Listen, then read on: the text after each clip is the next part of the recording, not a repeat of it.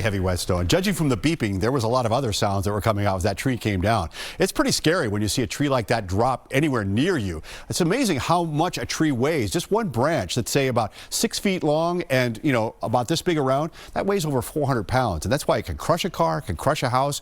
Always something you want to look at. In fact, when the weather's good, that's a good time to talk with the tree people, and maybe you want to remove some trees that are around your house, because this is a good example of a tree that's somewhat, say, diseased or damaged, and we get weight like this onto it with the wind, and it's going to cause big problems out there. All right, speaking of wind, Nantucket had a wind gust this morning of 83 miles an hour, but there were many places where the winds gusted over 70 miles an hour. Plymouth at 73, Barnstable at 70. These were ferocious winds that we were talking about. And right now, as you look over the city, I actually think the visibility has gone down a little bit here in the last few minutes as the little band comes through. It's 24 degrees. The winds are gusting to 46 miles an hour. Makes it feel like it's 7. You do not want to get stuck in a drift in conditions like that. In Worcester, we haven't seen as much snow. The visibility is a little bit better, but it is still snowing lightly. 24 degrees. But look at that wind, still gusting to 48 miles an hour, makes it feel like it's only 9 degrees out there right now. So what do the winds look like? Well, we're still seeing some strong winds over Nantucket. Look at that, gusting to 68 miles an hour just in the last 18 minutes.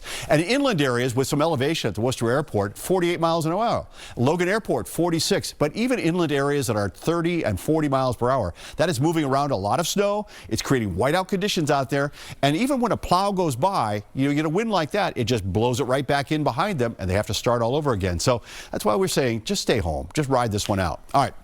You see this band right here. This is the one that has been ferocious with the totals, where we picked up some areas right in through here of well over 30 inches of snow. Imagine it, 3 feet of snow falling out of the storm, and most of that falling really in about a 10-hour period. Now, as you go off to the west, look what's starting to happen. We're starting to see this kind of thinning out here. We're starting to get some dry air moving in. So we're starting to push this more and more toward the coast. But still, we have this heavy band through here. Up to the north, we've got a couple bands that are going on. Some of the snow still sticking around at the rate of about 1 inch per hour. And then as you look off to the west, it's starting to clear a little bit. So when does this all move out? Well, here's your map in 2 hours. And you start to see from Worcester to the east is where we still have snow. That's 4 o'clock. Let's move it ahead to 6 o'clock. Now it's just kind of really fragmented areas around Boston. That's 6 o'clock tonight. And then once we head to about 8, 9 o'clock tonight, it's really just fragmented, some snow showers going on, some flurries, especially out over the Cape.